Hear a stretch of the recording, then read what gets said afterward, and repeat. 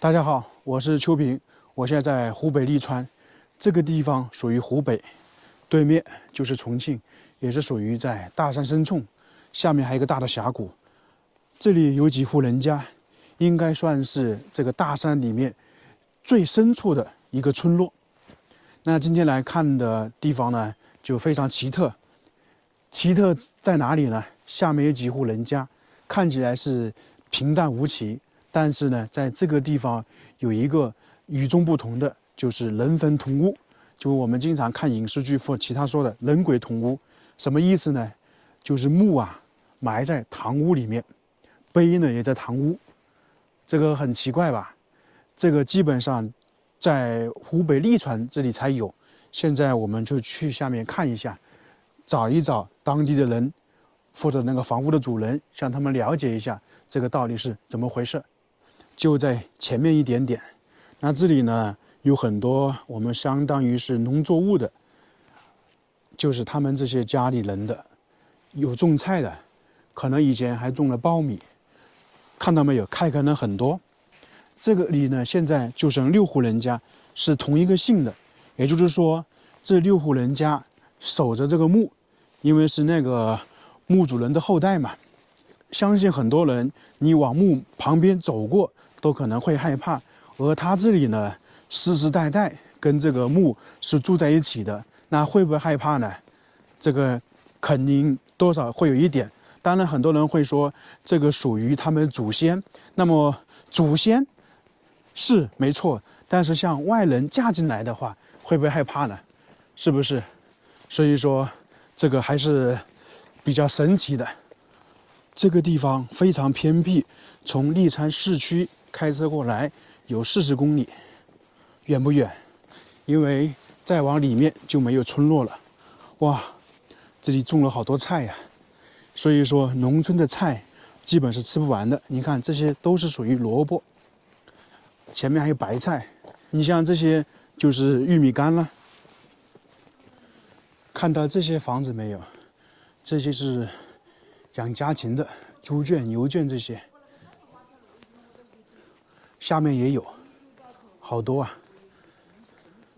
看看旁边的房子，都是养东西的，然后里面这些才是住的，应该快到了。这个地方叫做雀岩墩碑屋，这个地方就是啊，它是叫碑屋。什么叫碑屋呢？就是说墓碑在堂屋里面，同时呢也叫做生基墓。什么意思啊？就这个地方是墓主人生前已经建设好的，后面呢去世之后就安葬在这个地方。我在这个地方呢找到当地的那个主人呢，他来跟我们介绍一下这个碑屋，看看到底是怎么回事。叔，您贵姓啊？我姓罗。罗是吧？啊，就这个是您祖先是吧？啊，是我祖先。大概有多少年了？这个碑呢建了就将近100年了嘛。去世他是自己把那个碑修好了，过了1、2年才去世的。那就大概是90多年。啊，就是了，刚好要到100年了嘛。快100年了是吧？啊，那这个是一个习俗，有什么说法没有？习俗个没得什么说法呀，他就是说他在生前就修好了，修在堂屋里面。啊，因为我在其他地方好像没看到，就这边才有。这边也很少啊。很少是吧？啊，他这个当时是从哪边迁徙过来的？不是，我们的老家是从江西抚州。抚州是吧？啊，我也是抚州的，不过我是属于抚州南丰，跟崇仁隔了1、2个小时吧。那好巧，我们也算是老乡了。啊，是的，我看到你，我也蛮亲人的嘛。听到上祖宗讲，说他在这边来的时候，两弟兄都是跟以前吧，说是跟皇上过那个轮船呀，什么东西跟他搞掉了，在路途当中都下船就都跑了嘛。明白了，就是当时可能是做工弄船，把什么东西坏了，把东西给他搞掉了。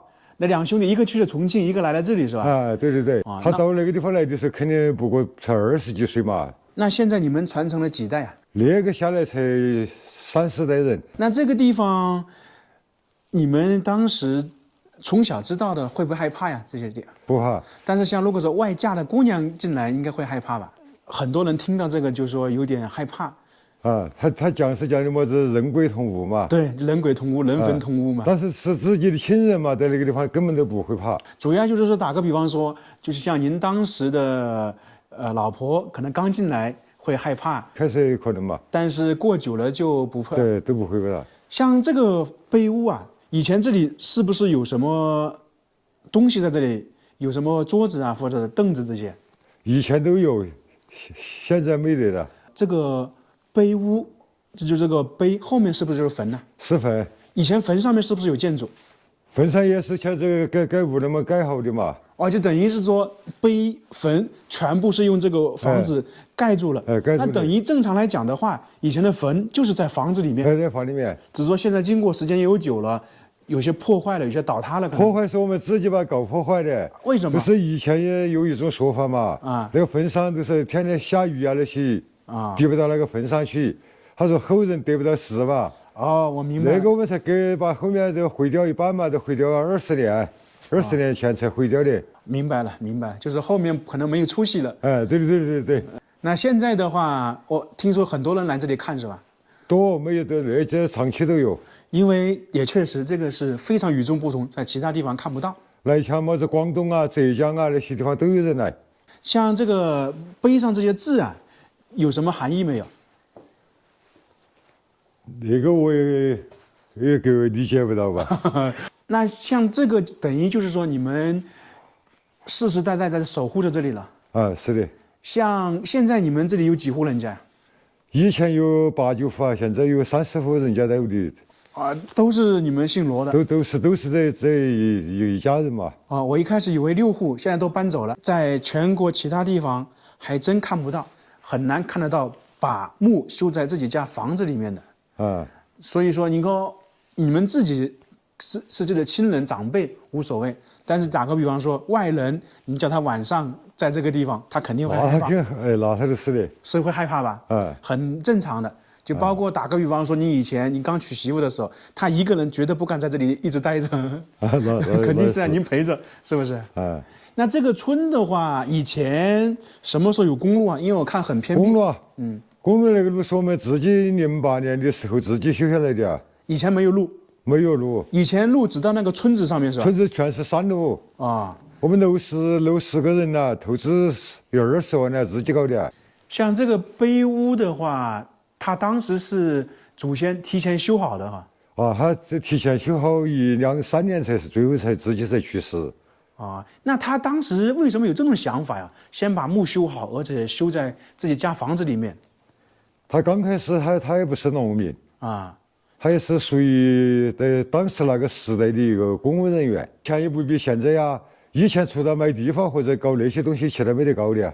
对，那可能当时他是不是像这个雕刻很精美，是不是请了其他的地方的工匠过来？工匠也是请的重庆那边的。整个利川。好像这种碑屋，就榆木寨有，榆木寨有，榆木寨但是被破坏了，就算起来，你们这个是国内现在唯一一处可见的碑屋，也算是中国最后的碑屋。其他地方真看不到。其实讲的人鬼同屋，其实就是这里，都是这个地方。对，那也就算起来，人鬼同屋，人坟同屋90多年了。那么我再问一下，以前这里面是不是摆了个桌子？以前有啊。以前有是吧？那打个比方说，你们现在祭拜的时候，是不是会坐在这个地方吃饭？你们吃饭呢，或者逢年过节那个地方烧香啊？就是在这个地方吃饭就是等于是在他的墓碑前面吃饭。是的。这个在其他地方好像也很难看得到。现在我们来仔细看看这个碑屋跟这块碑，宜爱堂，然后上面那个雕刻精美吧？也就是说，当时这个主人呐。他邀请了重庆那边的雕刻的师傅来这里帮他雕刻，因为刚才听那位书讲，当时这个罗氏主人他的条件还可以。然后我们来看一下这个楹联，实则可作岩坊形表，先生之峰山高水长，确实与众不同啊。然后看看上面那个雕刻，有点像什么？有点像我们说神话中的人物一样的，左右两边看那个人呢，戴那个冠呢，就是帽子是有身份的，像那是官员一样的。大家见过这种没有？应该是没有见过吧？这个就是墓碑，它这个碑呢后面就是属于那个坟。婶，您在这里住了多少年了？这30年多，30几年了。你就嫁到这里来了是吧？嗯。当时一开始的话，来到这边会害怕不？怕呀。一开始也怕。怕。多久之后才不害怕呀？哎，这个30年代才不怕的。以前嫁来这里之前，应该没有听说过。没听说过。我们刚刚看的碑屋，就是那个墓碑，就在堂屋的正壁。那后面呢，就是坟。其实呢，以前坟上面是有房子的。刚刚那个叔叔也说了。现在我们去前面看一看，种了好多菜呀。看到没有？这些房子都比较老，属于泥砖，就是黄土砖，然后上面可能还有一些密封。那么为什么会出现这些黄泥砖还有木头建的房子呢？因为刚刚那本书也介绍了，这个村落08年之前是没有公路的。08年是他们自己60个人自己搞起来的公路，所以呢，之前的话全是这样修的。因为它这个房子也属于老房子。现在往前面走一走，看到上面没有？都是属于大山。碑屋在哪里呢？就在这个地方，看到没有？那一块就属于墓碑，那这里就是坟。所以说，为什么说人鬼同屋、人坟同屋呢？碑在那里，墓在这个地方，然后左右两边就是属于卧室。所以说，人坟同屋大概是90年。在20年前，这个坟上面是有建筑的，是跟那个堂屋连接在一起的。可能很多人没见过，我也是很少见。榆木寨以前有，但是榆木寨的话，它现在已经只剩下墓碑跟那个石头建筑了。刚刚听这位叔说嘛，这个他们的祖先就是这个墓主人是从江西搬迁过来的，也是属于福州人，我也是福州，只是说县不一样。所以说大千世界无奇不有，这个碑屋确实是与众不同。当年这个罗氏主人很会选地方啊，选择这样偏僻的地方，